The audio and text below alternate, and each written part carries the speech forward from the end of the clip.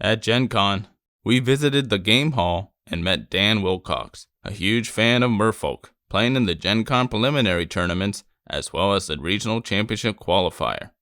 For this video, we interviewed Dan about his mono blue version of Modern Merfolk. Let's check it out.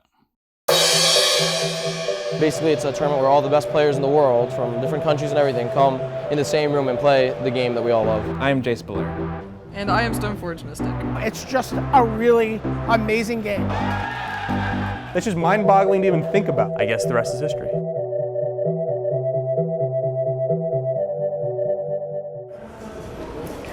Modern is a powerful format that is endlessly customizable for me. I think that the format is in pretty good shape, and they monitor it well, and it allows me to play a deck that I've been playing for years. I play Merfolk, which is an aggro tempo deck that is something that I think the format can benefit from, and I love Merfolk. I know that Merfolk is often, or it has been previously, it's been, everybody's pet or first deck, because it's a relatively simple to play deck that plays creatures and turns them sideways. There's a lot of different versions of Merfolk. One of the strengths of Merfolk is that it's endlessly customizable. So you can play a blue-green variant or a blue-white variant.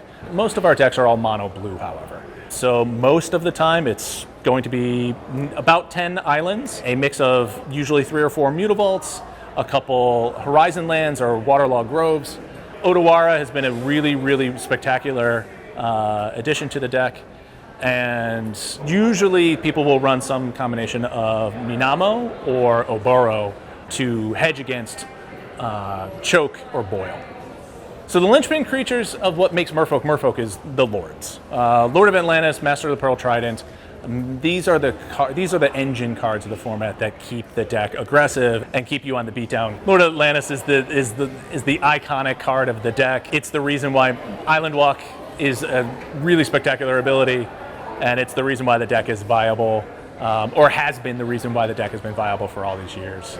Modern Horizons 2 has brought 2 all-stars to Merfolk. One is Tideshaper, which is spreading seas on legs, which enables our Island Walk, and the other is Svyelun, God of Sea and Sky, which functions as a tremendous beatdown that is protective in nature by providing our fish with Ward 1, and is an indestructible threat. That if you have a Lord on the field, you're swinging unblockable. And it's drawing cards too, so it keeps us in cards.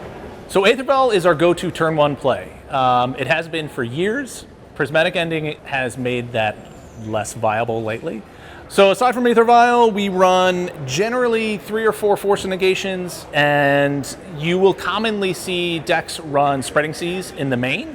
I think that there's enough islands in the format that we can afford to rely on Tideshaper for our first game, for game 1.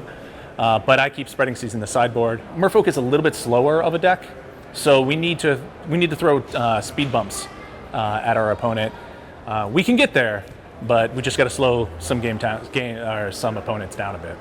So I'm a big fan of seeing my sideboard cards. I want to maximize as many opportunities to see those cards as possible. So I run Chalice, I run Unlicensed Hearses for Graveyard Hate, I run 3 Counterspells, 2 Spreading Seas, and I think that those cards are what we need to see when we need to see them. I think Merfolk has a lot of nuance to it as well. So your average tempo deck wants to play just beneath in your opponent. So we play a lot of relatively cheap creatures at instant speed if possible. And we want to stay and leverage control magic to keep our threats underneath yours and get in as much as damage as possible, and then rely on Island Walk for the win. Merfolk is one of those few decks that is, I say, 60-40 against the meta, with the exception of our very, very good matchups and our very, very bad matchups. Sadly, one of our very, very bad matchups is the 4-color money pile decks, which are very, very, very good. And they really shape how we have to craft our deck. Best matchup is absolutely against Tron.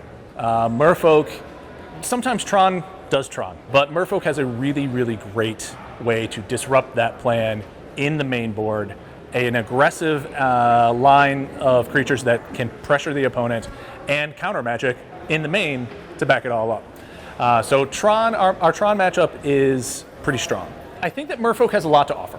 It's a great way to learn magic. It's a really, really great way to learn magic. It interacts instant speed. It turns creatures sideways, teaches you the value of tempo and what that means. I think that Merfolk is a wonderful deck for people who want to learn magic at its purest level. That's it for this video. We had a blast at Gen Con. In fact, Dan made the top 8 of the Modern RCQ and qualified in the Gen Con Championship Tournament. He had a great showing and lost only a few games all weekend long. We'll have another Modern Deck Tech from Gen Con next week, so please stop by to watch a new episode of Inside the Deck. Thanks for watching.